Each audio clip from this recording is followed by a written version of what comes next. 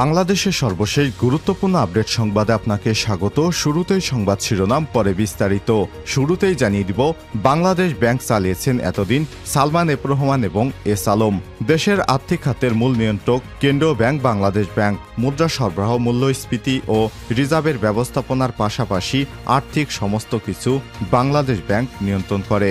এই বাংলাদেশ ব্যাংকই গত 15 বছর ধরে ক্ষমতার সাথে দাপটের সাথে চালিয়েছে সালমান এফ রহমান এবং শেখ হাসিনার ঘনিষ্ঠ এক সহযোগী ব্যবসায়ী এস আলম গ্রুপ। এবারে জানাবো, কারাগারে হামলা করে বন্দি ছিনতাইয়ের হুমকি। কাশিমপুর কারাগার হামলা চালিয়ে গাজীপুরের কাশিমপুর হাই সিকিউরিটি কেন্দ্রীয় কারাগার থেকে আসামি ছিনিয়ে নেওয়া হবে, আর এটি হবে এক সপ্তাহের মধ্যে। গাজীপুরের কোনাবাড়ি থানার ওসিকে কল করে এমন তথ্য জানানো হয়। ওই কলের পরই কাশিমপুর হাই সিকিউরিটি কারাগার সহ গাজীপুরের সব কারাগারের নিরাপত্তা জোরদার করা হয়েছে। এদিকে নির্বাচনী রোডম্যাপ নিয়ে বাড়ছে রাজনৈতিক চাপ, ধোঁয়াশা কাটানোর পরামর্শ। জানিয়ে দিব, সেপ্টেম্বর থেকে জ্বালানি তেলের দাম কমাবে সরকার। জ্বালানি তেলের দাম কমানোর সিদ্ধান্ত নিয়েছে অন্তর্বর্তীকালীন সরকার।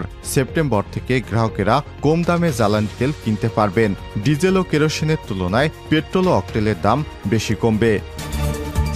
এদিকে আমি নিশ্চয়তা দিচ্ছি, কেউ অভুক্ত থাকবে না, একটু ধৈর্য ধরুন। বন্যা দুর্গতদের দেখতে গিয়ে সহায়তার আশ্বাস দিয়েছেন বাংলাদেশ সেনাবাহিনী প্রধান জেনারেল ওয়াকারুজ্জামান। এবং সর্বশেষ জানিয়ে দিব, অবশেষে বিপদসীমার নিচে গোমতীর পানি। অবশেষে বিপদসীমার নিচ দিয়ে প্রবাহিত হওয়া শুরু হয়েছে কুমিল্লার গোমতী নদীর পানি। নদীটির পানি এখন বিপদসীমার 3 সেন্টিমিটার নিচ দিয়ে প্রবাহিত হচ্ছে। মঙ্গলবার 27 আগস্ট রাত 10:30টার দিকে বিষয়টি নিশ্চিত করেন কুমিল্লা পানি উন্নয়ন বোর্ডের নির্বাহী প্রকৌশলী খান মোহাম্মদ ওয়ালিউজ্জামান। প্রিয় দর্শক, এতক্ষণ শুনছিলেন সংবাদ শিরোনাম, এবারে বিস্তারিত। তবে তার আগে বন্ধুরা, অনুরোধ থাকবে এই সংবাদটিতে একটি লাইক দিন। এই চ্যানেলে আপনি নতুন হয়ে থাকলে আমাদের সংবাদটি দেখতে দেখতে চ্যানেলটি সাবস্ক্রাইব করে রাখুন, যাতে করে আমাদের পরবর্তী লেটেস্ট আপডেট সংবাদগুলো সবার আগে আপনার কাছে পৌঁছে যায়। এবারে বিস্তারিত। বাংলাদেশ ব্যাংক চালিয়েছে সালমান এফ রহমান এবং এস আলম। ক্ষমতার দাপট।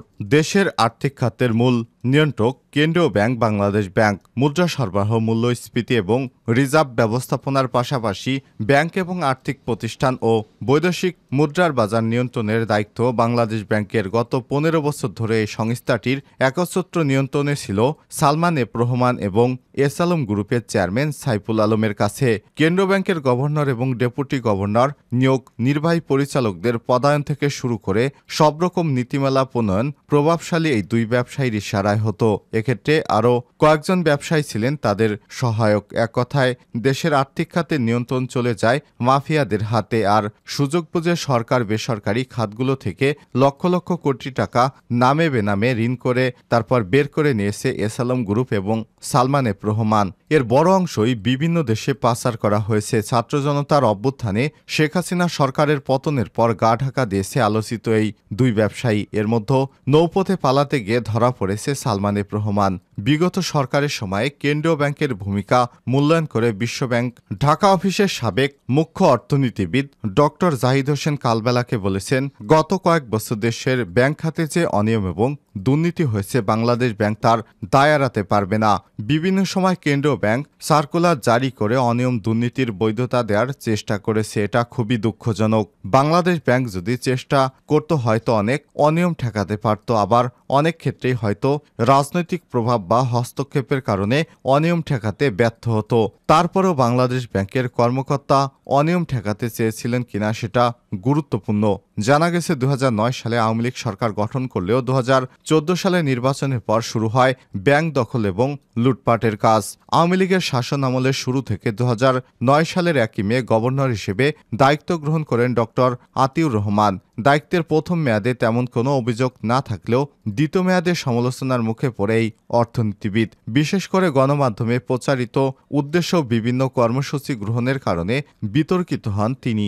এসএমই ঋণ বিতরণের নামে দেশের বিভিন্ন প্রান্তে বহর নিয়ে ঘুরে বেড়ানোর অভিযোগ রয়েছে তার বিরুদ্ধে। এমনকি কেন্দ্রীয় ব্যাংকের মূল কাজ বাদ দিয়ে তার এসব সফরে ব্যাংকগুলোকে গেট পোস্টার এবং ফেস্টুন তৈরিতে বাধ্য করেছেন তিনি। সে সময় বিভিন্ন গণমাধ্যম এবং এ বিষয়ে সংবাদ প্রকাশ করা হয়েছে।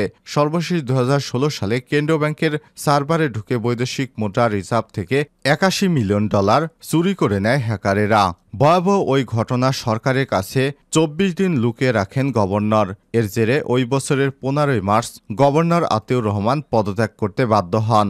ব্যাংক খাত থেকে এভাবে কোটি কোটি টাকা নেয়। এর পরবর্তী যে গভর্নর আসে রূপ তালুকদার, তিনি এস আলম গ্রুপের সাইফুল ইসলাম এবং সালমান এফ রহমানের ইশারায় ব্যাংক থেকে কোটি কোটি টাকা বিদেশে পাচারের তিনিও যুক্ত ছিলেন বলে জানা গেছে। কারাগারে হামলা করে বন্দি ছিনতাইয়ের হুমকি। হামলা চালিয়ে গাজীপুরের কাশিমপুর হাই সিকিউরিটি কেন্দ্রীয় কারাগার থেকে আসামি ছিনিয়ে নেওয়া হবে, আর এটি করা হবে মাত্র 1 সপ্তাহের মধ্যে।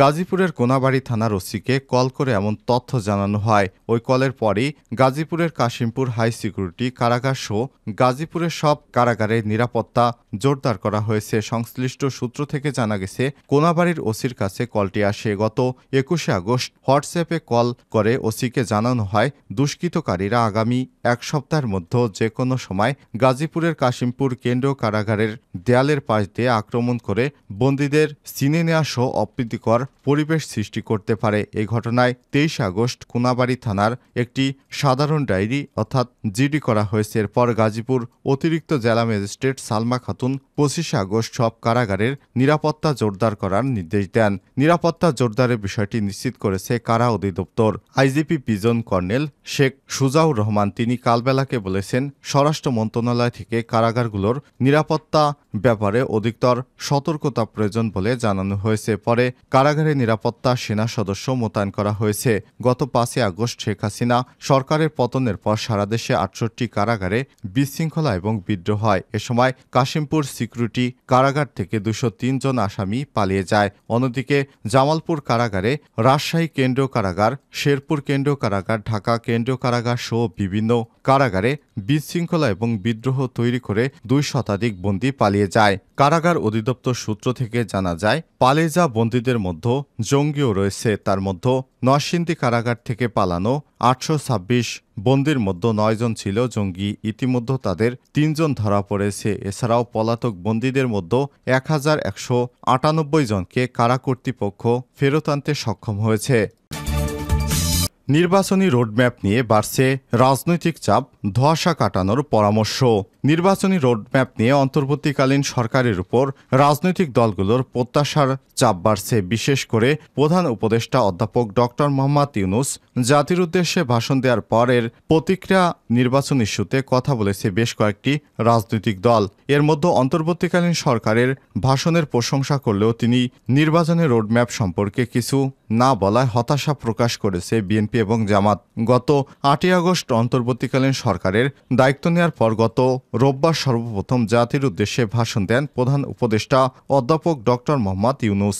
এতে রাষ্ট্র সংস্কারে নানা বিষয় উল্লেখ করা হলেও নির্বাচনী রোডম্যাপ নিয়ে সুনির্দিষ্ট কোনো নির্দেশনাই ছিল না। রাজনৈতিক দলগুলো প্রধান উপদেষ্টার ভাষণের বিভিন্ন দিকের প্রশংসা করলেও নির্বাচন নিয়ে সুনির্দিষ্ট কোনো ঘোষণা না থাকায় সমালোচনা করেন। প্রধান উপদেষ্টা এই ভাষণে ব্যাংকিং খাতে সুশাসন, বিচার বিভাগের স্বাধীনতা এবং জবাবদিহি, পুলিশ কমিশন গঠনের এবং তথ্যের অবাধ প্রবাহ নিশ্চিত করা, শিক্ষাক্ষেত্রে সংস্কার, কৃষি, স্বাস্থ্য, পরিবেশ এবং পররাষ্ট্র নীতি, জাতীয় সংহতি উন্নয়ন, বন্যা নিয়ন্ত্রণ এবং পতিত সরকারের 15 বছরের দুর্নীতি শ্বেতপত্র প্রকাশ সহ নানা খাতের সংস্কারের বিষয় তুলে ধরেন। এ সময় গণতন্ত্র সুসংহত করে স্থানীয় সরকার প্রতিষ্ঠানগুলোকে শক্তিশালী করা এবং তাদের বিকেন্দ্রীকরণ নিশ্চিত করার কথাও বলেন ডক্টর মোহাম্মদ ইউনূস।